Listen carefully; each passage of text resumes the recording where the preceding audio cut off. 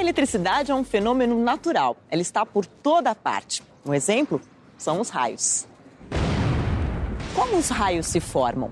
Por que eles se manifestam? Para compreender, a gente precisa antes entender o que é a eletricidade. Vamos conversar com um especialista?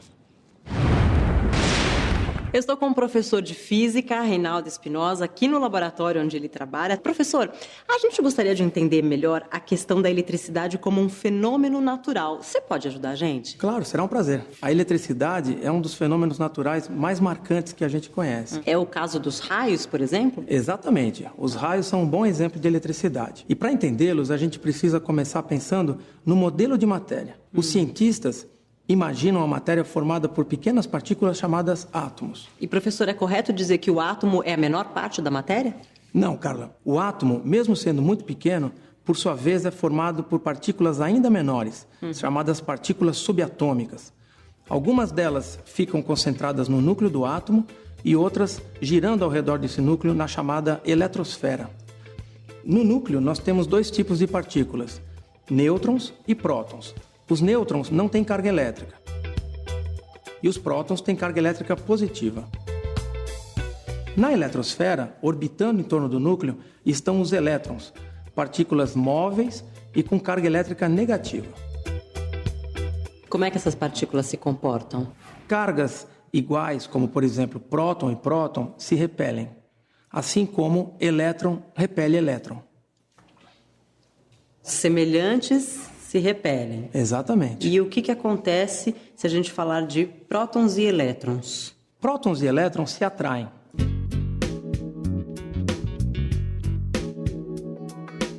Agora, professor, se a matéria tem cargas elétricas, por que a gente não leva choque o tempo todo? Nós não levamos choques porque, normalmente, os corpos estão neutros, apesar de terem cargas positivas e negativas. Por quê? Porque essas cargas geralmente estão em igual quantidade dentro dos corpos e uma neutraliza a outra. E, professor, o corpo pode deixar de ser neutro? Sim, é possível. Existem algumas formas da gente fazer um corpo deixar de ser neutro. Como? Uma delas é a eletrização por atrito. Por exemplo, eu pego essa espátula que é de plástico e essa meia de nylon e vou atritar uma contra a outra, fazendo um pouco de força. Elétrons saltam do nylon para a espátula de plástico. E ela se torna, então, eletrizada. Ela se torna negativa. Essa espátula agora é capaz de atrair corpos como papel. Ah, olha lá. Agora, professor, me explica como é que você sabe que os elétrons estão saltando do nylon para o plástico e não o contrário. Boa, Carla. Eu sei disso porque um pouco antes de você chegar, eu consultei a série triboelétrica. A série triboelétrica é uma tabela que tem uma série de materiais listados ali, de modo que os materiais que aparecem em cima na tabela ficam positivos quando atritados com materiais que aparecem embaixo na tabela. Lá na nossa tabela, o nylon está logo em cima e o plástico bem embaixo. De modo que, ao atritar nylon com plástico, o nylon vai ficar positivo, ou seja, ele vai perder elétrons, deixando o plástico negativo. Essa espátula agora está bastante eletrizada e ela é capaz de atrair outros corpos. Eu também posso eletrizar outros corpos a partir do contato com essa espátula. Passando minha mão nela, eu a torno neutra de novo. Agora eu tenho aqui 2 disquinhos de papel alumínio e eu vou eletrizá-los por contato. Então, novamente, eu eletrizo a espátula usando a meia de nylon. Ela fica bastante negativa. Estou eletrizando por atrito. E agora, por contato, eu eletrizo esses disquinhos. Veja que um deles já tocou na espátula. E o legal é que depois do toque, eles passam a repelir a espátula. Por quê? Porque eles têm cargas iguais às dela. Aí não atraem mais. Exatamente, repelem. Cargas de sinais iguais se repelem.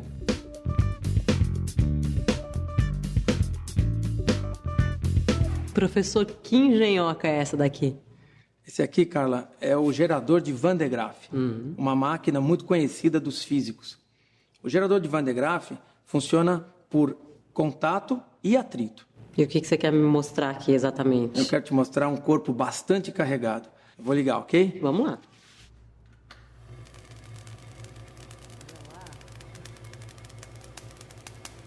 O que a gente está vendo aqui é que todo o papel, assim como a cabeça metálica do Van de Graaff, ficou eletrizado com cargas de mesmo sinal. Aí um está repelindo o outro. Por isso eles ficam todos de pé. Veja só. O que são esses estalos? São faíscas que estão saltando da esfera maior para menor. Isso porque existe um excesso de elétrons na esfera maior. E ela está se descarregando para menor. E como é que a gente termina a experiência sem correr um risco aqui? Eu só vou desligar e vamos esperar que ela descarregue, ok? Tá. Continua eletrizado, né? Sim, ela vai ficar eletrizada por algum tempo, mas lentamente ela vai perdendo cargas para o ar, por contato. E aí os papéis vão abaixando lentamente, como você pode ver. Eu também posso apressar esse processo, dando mais uma descarga na esfera. Olha. Existe ainda alguma outra forma de se eletrizar um corpo? Existe sim. Qual é? Essa forma é a indução. A indução é um processo mais difícil de ser observado. Ela funciona assim. Eu vou eletrizar por indução esse pequeno disco de papel alumínio, ou seja, de metal, um condutor. Vou aproximar dele a espátula, previamente eletrizada negativamente. E ao fazer isso, ele vai se sentir atraído pela espátula, mas eu não vou deixar que ele encoste. Nesse momento, os elétrons do papel alumínio foram todos para o lado oposto da espátula. Eles estão sendo repelidos pelos elétrons da espátula. De modo que o disquinho de alumínio está mais positivo do lado de cá e mais negativo do lado de lá.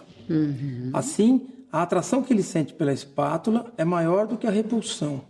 Nessa hora, quando a indução das cargas foi providenciada, eu toco no lado oposto do disquinho. Opa, o que aconteceu aí? É uma coisa muito rápida, mas o que aconteceu é que os elétrons que estavam todos desse lado passaram para mim, que sou um corpo maior, estou neutro no momento, de modo que o disquinho ficou todo positivo. E aí, imediatamente, ele foi atraído pela espátula, tocou nela, e agora ele é negativo novamente.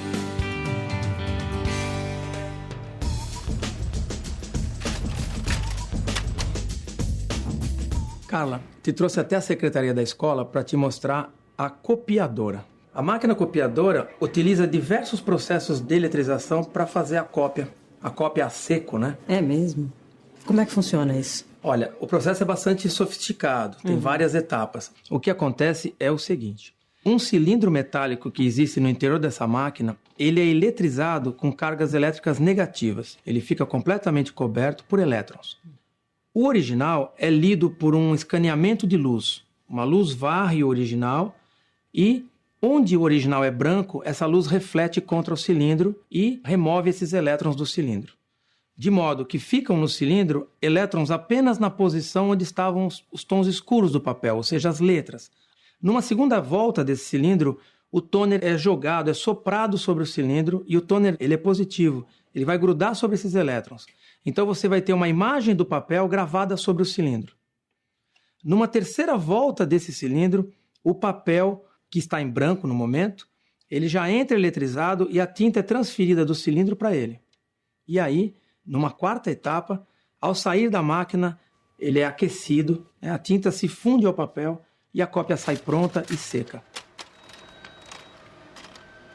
Existem várias aplicações tecnológicas da eletrostática. Hoje em dia, na indústria, quase todas as coisas são pintadas de forma eletrostática. Um automóvel, por exemplo. A tinta é jogada sobre o automóvel em pó. O carro, a carcaça do carro está eletrizada. A tinta também, com cargas de sinais opostos. E aí ela adere na lataria. A partir daí, o carro é colocado num forno e a tinta derrete, fundindo-se e formando uma superfície muito resistente e de excelente acabamento. Agora, professor, outro exemplo de eletrização é o choque, né? Esse muita gente já experimentou. Afinal de contas, por que a gente leva choque? Então, Carla, o choque é uma descarga elétrica. Ele acontece quando um corpo está muito eletrizado e vai perder esse excesso de carga para outro corpo, que pode ser inclusive a Terra. Ao conectar esses dois corpos, a carga se transfere, formando uma corrente elétrica. Se você estiver no meio desse caminho, ou seja, se a corrente passar através de você, isso é o choque. Um exemplo bem interessante, e por isso a gente vê o estacionamento, é quando você vai tocar num carro que acabou de chegar. É verdade, já aconteceu comigo. Aquele choquezinho desagradável que a gente toma na maçaneta da porta. Quando o carro chega, ele vem de um longo tempo de atrito com o ar. Como ele está isolado pelos pneus, ele mantém essa carga elétrica que ele adquiriu por atrito. Ao tocar nele, a gente toma um choque. Bom, professor, a gente já falou sobre átomos, matéria, eletrização de corpos, eletricidade, mas faltou a resposta para a nossa primeira pergunta, né? É aqui no campo de futebol que finalmente a gente vai entender como é que se formam os raios? É isso mesmo, Carla. Porque campos de futebol, assim como todos os lugares descampados, são lugares de alta incidência de queda de raios, no caso de haver pessoas, porque elas se transformam em pontos dominantes da paisagem. Mas espera aí, professor, tá armando uma chuva aí, não é um pouco perigoso a gente ficar aqui, não? Não há perigo nenhum, Carla. Aqui nós estamos protegidos por uma série de para-raios que foram instalados ao lado do campo. E falando então sobre a formação dos raios. A formação dos raios é um fenômeno bastante complexo, mas ele pode ser resumido de uma forma simples. Basicamente, as nuvens, atritando-se umas nas outras, ficam carregadas.